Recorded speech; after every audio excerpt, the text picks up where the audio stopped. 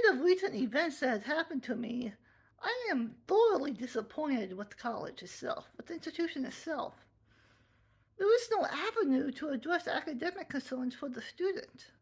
Even the institutions like FILE or the ACLU even revolves around the academic freedom of the professor. But what about the academic freedom of the student? I mean, there is no avenue, there is no channel, either within my college, Daytona State, to address these academic concerns.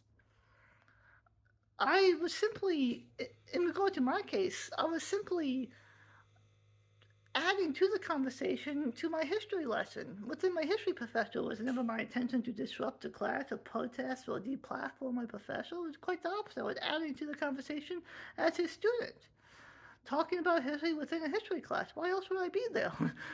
I mean, if a student is unable to express history in history class, then it defeats the purpose of history, having a history class. Judicial affairs is simply to enforce the code of conduct. I mean, if anything could be interpreted as disruption just for expressing yourself, and then it defeats the purpose of even having a class to begin with a collective. I mean, there has to be a channel to address academic concerns, to address academic integrity, any potential threats to academic integrity that the individual sees, that the student sees. At the end of the day, it's the student that is there. It's the student's education, not the professor. The student should have the right to academic freedom, not just the professor. It's the student. It's the student's education. The student makes up the institution. The student makes up the college. The student makes up the school. But yet, because we don't see it that way, because it defeats the purpose of the classroom. The professor is there to teach the students, and the teacher is there to learn. But at the same time, yet the student has a right to know what he's learning and has a right to engage with that learning in order to maximize his education. And this is a form of democratic education. This is why people become disenchanted with the educational system and disillusioned and disengaged and apathetic to education, because it takes the fun out of it. There's no democracy in the classroom. Otherwise, it defeats the purpose of having a mentor, having a teacher, having a professor, the profession, grooming you for a profession that you choose. This idea of separation in order to justify their existence. It defeats the purpose of academic integrity. Academic integrity is to understand the perspectives, not just to tolerate them. Understand the perspectives in order to tolerate them.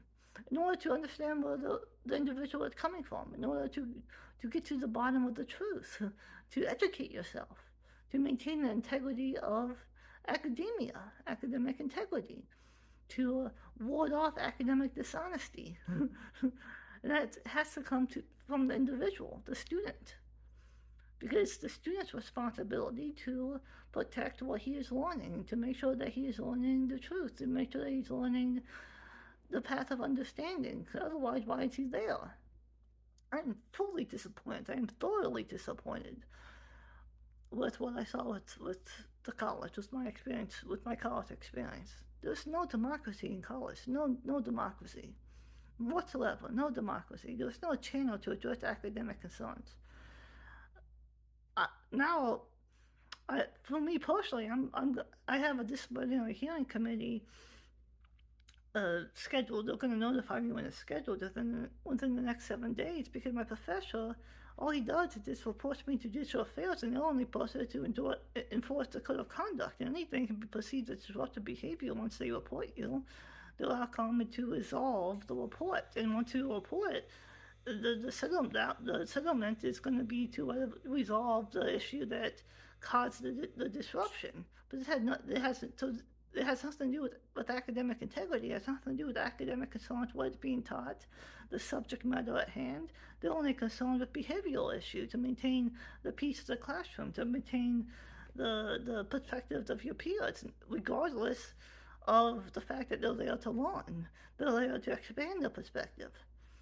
Judicial affairs is unable to address those concerns. I tried, and I realized from experience that they're only there to enforce the code of conduct. That's not their forte. That's not their purpose. Their purpose is just to enforce the code of conduct to maintain the peace of the classroom. But Peace for whom? Peace for the professor, because the professor is the is it's the teacher of the classroom, and thus the will of the institution in their eyes. Thus, maintaining the peace for the teacher to teach. But what is he teaching? I mean, that's the thing that judicial affairs is unable to account for, because that's not their purpose. I probably would just make my peace to stay on campus so I won't get expelled. I mean, I don't think what I did rises to the level of an expulsion. But I'm thoroughly disappointed, thoroughly disappointed. There's no avenue to address academic concerns for the students or for the professor, for that matter. I mean, the professor could partake in this avenue as well. I mean, it's his lecture. I mean, the growth of the professor, the growth of the student. So I probably, if I'm allowed back on campus, which I think I will be, I probably will have to start my own club to provide an alternative platform of mutual improvement and personal growth for the student to engage with, for the student to go to add to what is lacking in the classroom, to add to what I see as the limitations and contradictions of the college, to provide my own avenue for my college, for Daytona State. The only way I can do that is through a club, because unfortunately I'm not a faculty member, I'm not on the board or the president, I can't start my own department. So I suppose my contribution is to provide an avenue for the students to express themselves freely in accordance with academic integrity that they're unable to do in the classroom because of behavioral concerns, to maintain the peace of the lecture for the professor. Everything revolves around the professor. Nothing revolves around the students, and the students is there to learn. I mean, the purpose of the student to teach the students. Everything revolves around the student. The college couldn't exist without the student. It's the student this, the student that. And yet the students' voices are never heard because they're seen as inferior. They're seen as a subject that needs to be taught rather than a subject that should teach himself, a subject that should guide himself.